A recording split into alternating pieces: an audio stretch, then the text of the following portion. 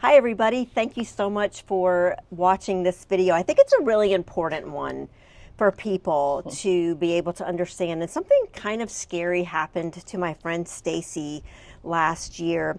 Stacy is an expat living in San Jose del Cabo. Last year, Stacy was in an accident in our neighborhood, and we have been talking about some of the really important things that you learned. We often think that this is Cabo, it's the wild, wild west. And so I want to talk about your experience. If you don't mind, can you tell us a little bit about what happened and how you got in the accident? And then we will talk about some of the specific things that you learned that you were surprised about. Right.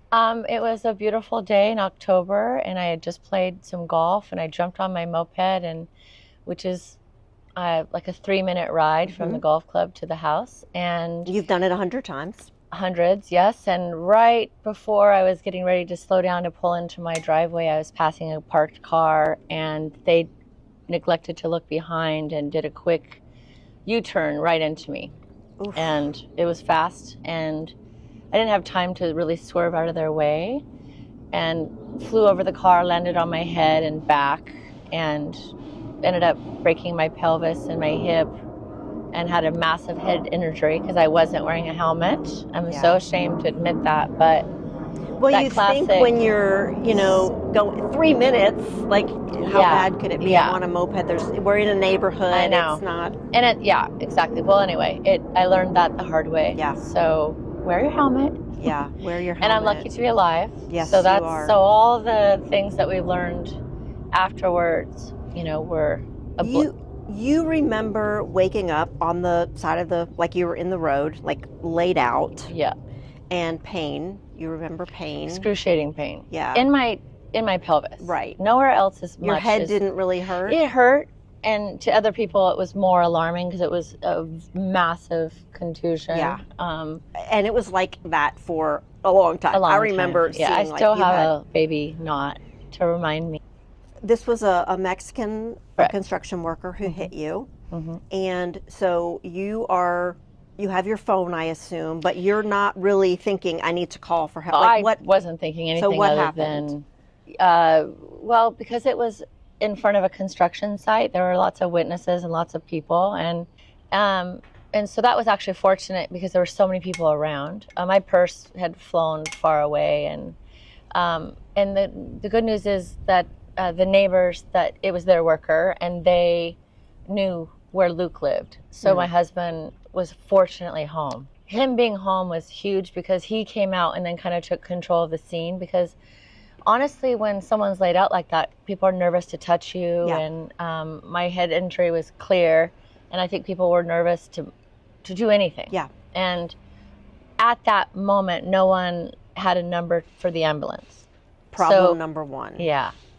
So everyone should have a number for their ambulance of a hospital that they want to go to in their phone. Yeah. Because was a lesson number one. Lesson number one is wear your helmet. 2, there you have go. An ambulance. Lesson number 2. And I think it's interesting because they called security, right? Which because was better than nothing. Right. Yeah.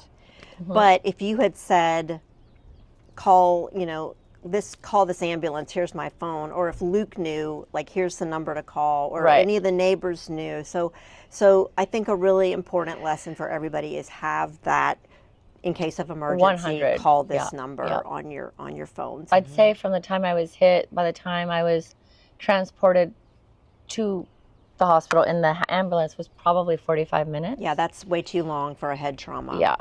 And so, but that, in part, that was us, like all of the neighbors that didn't have the number, et cetera, et cetera. So then lesson number 3 is, we'll be at number 12. Yeah, I'll lose track of what number we're at. But 3 is, for sure know which hospital, but be insistent on that, because they enveloped us. And when I say us, because they put me on a stretcher and Luke was in the ambulance. And because of my trauma and I was declining, I think I was losing consciousness, they tried to take me to a different hospital, but Luke was in there to say, no way, we're going to H+ only, or we're getting out. Right. And explain to us how you say H+. Ache mas. You tried Ache to say plus, ache plus. plus does No, not work. Does Yeah. not work. They're like, what? Ache plus? What's that? No, it's ache mas. Mas. So that's an important yes, thing for every person to learn. Is how to It's say it better correctly. than like una cerveza. It's better than that. It's ache mas. H plus means nothing. Right. Ache plus means nothing. Ache Ache mas. mas. And those are the words that you need to memorize if you're in an accident. Lesson 47. Ache mas. Exactly. Yeah. The Wild Wild West part is so true because I didn't think that there'd be such clear standards. So the biggest lesson I learned for myself is that if someone is in an accident and the person that's responsible for causing bodily harm, that person's immediately arrested. Right. They're arrested. Right. And both cars are impounded, or both vehicles impounded immediately. Immediately. No questions. Not if you're a gringo or if you're a Mexican or if you're a... It seems to be that you couldn't pay your way out of that if you wanted. Right. And so then that was telling for me. So if I had not known this and I was arrested, I for sure would have thought they're trying to shake you down. Right.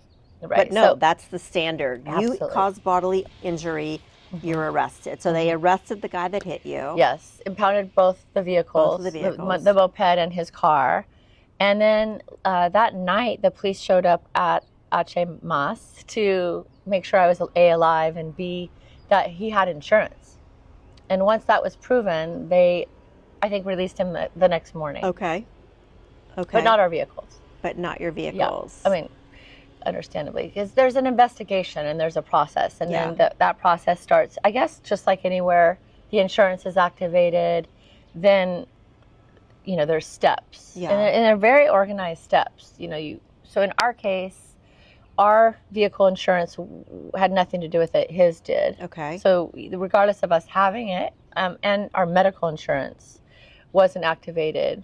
Well, I guess it was in part because all of our bills were then put through to our insurance, but reimbursed by his. By his insurance. So I think that might be the same. Okay.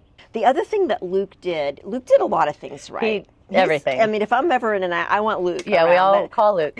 He's like, take us to the hospital that we know we want to go to. The other thing that he immediately did was he contacted your insurance company. Yeah, that was huge because when we got to the hospital, they whipped us in and there was zero paperwork. She was incredible, the broker. I mean, she had everything activated, so we didn't have to do anything. There was no paperwork. That's so nice. They immediately put me into a CAT scan. Immediately. There was, I mean, this is per You're Luke. in and out. Yeah, I am definitely in and out, but it was incredible. Like H plus Ache Mas. Ache Mas. Incredible. Yeah. Every single person that I've talked to that has, including yourself, has just loved their experience there. So I can't say enough about that. You did have a CAT scan and you had x-rays and all the main protocol, but their number one concern was your head for sure. Correct. Yeah, to make sure that I didn't have any kind of internal damage, which shockingly, I mean, remains to be seen. But it seems like I didn't. And I want to make some hard-headed jokes. But maybe it's still too soon. No, it's definitely not. Yeah, no, they did all of that, and I'd say the only negative that I experienced was because this took precedence. They only had one X-ray of my pelvis, and so that they missed a really big break that was in my pelvis. They found one in my hip, but and maybe that's also language barrier because I couldn't emphasize what the term of the pain that I was feeling. Right, so that's on me as well. I'm in a foreign country. I need to learn their language, and they did all seem to speak a lot of English, but nonetheless, that was missed. Yeah. No walking for 4 weeks, and then start PT. Okay. Which is what I did, and that's how they found, note to self, PT's not good for a fracture, a broken pelvis. No, that every time you move is pulling apart. Exactly. It's not a good. It's not a good thing. Yeah. But It all let's worked move out. on again to the other stellar medical care that you got. That your PT therapist was like, "Hey, Oh my gosh. something's not right here. You need to go back and get this additional testing done." Yes. Because even your physical therapist, He was incredible. He knew They all also. were. They all were. Yeah. I mean, honestly, I'd still be in PT if it seemed rational because they were just incredible. You'd start with a heated massage, and I don't know, I loved it. I was excited to go to PT every day. And of most course, people I got hate to it. leave my room too. Yeah, exactly. You were locked in your Yeah, room. I highly recommend. My particular place was really close to Campestre. What's it called? CIFO, Okay. CIFO. Okay. And yeah, they were phenomenal. Okay. And it was reasonable, everything. I can't say enough about the whole process in terms of that. Right. Yeah. You paid out of pocket for the physical therapy, the hospital bill, and all of that, and then you were reimbursed by the gentleman who hit you by his insurance. Correct. Is that how it worked for Yes, you? that's exactly right. Yes. And you just had to keep your bills, or just how did you? well, yeah, exactly. In fact, this is another lesson. Because sometimes you'll ask for a factura and they'll say, well, you need your RFC. And at that point, I didn't have my RFC. Despite being here 10 plus years, I didn't feel a need to have my RFC. And my insurance broker taught me to ask for a generic RFC. And they're legally obligated to give you that. If you ask for that. That's right. And so they all gave me my generic factura. And then that was sent to both my insurance to meet my deductible and his insurance to be reimbursed. Okay. So we did both. Okay. We didn't have to do ours, but we thought, might as well meet your deductible and then get anything else fixed that year. Yeah. For free. So exactly. Free. Yeah.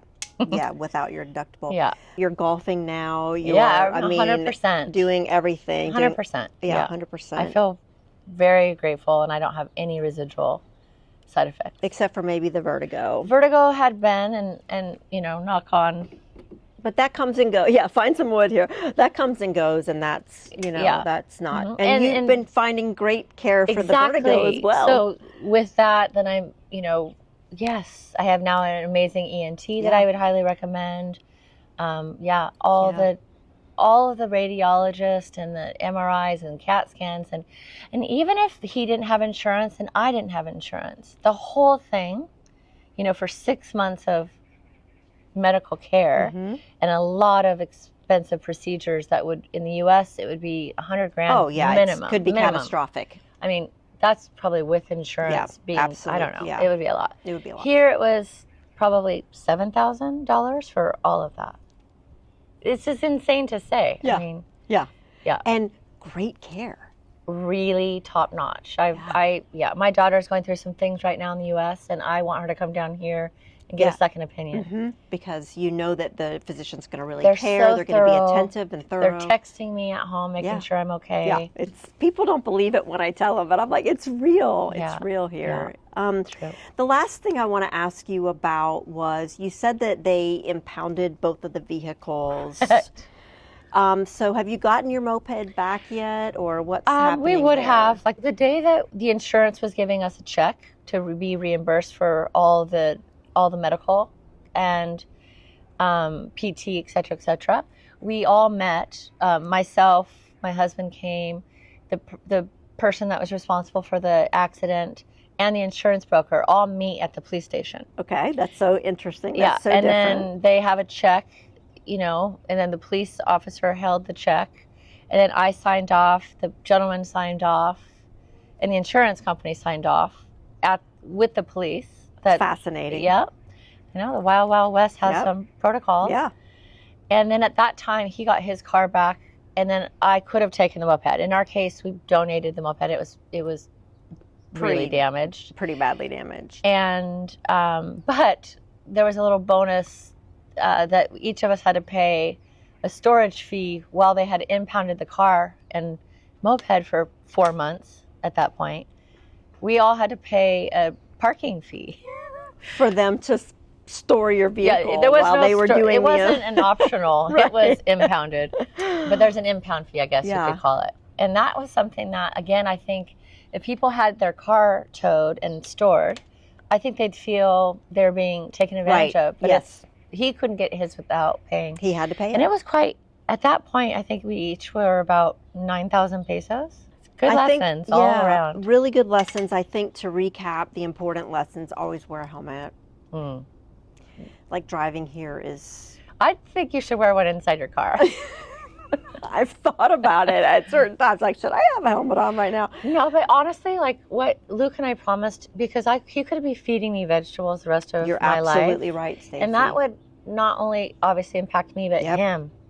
You're absolutely right. And so he's vowed, because he was riding his bike and his moped everywhere in Campestre without a helmet. And it was slow. It was right in front of our house, and it could have changed both of our lives. Yes, it could have. So just to recap, always wear a helmet. Always look before you pull out. Yes. Because if you pull out and you cause bodily injury to somebody, you're going to jail.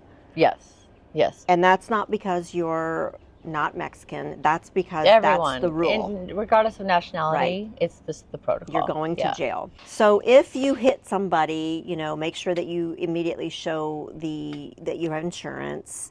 And if you are the person who is hit, it's Ache Mas. And keep all of your facturas.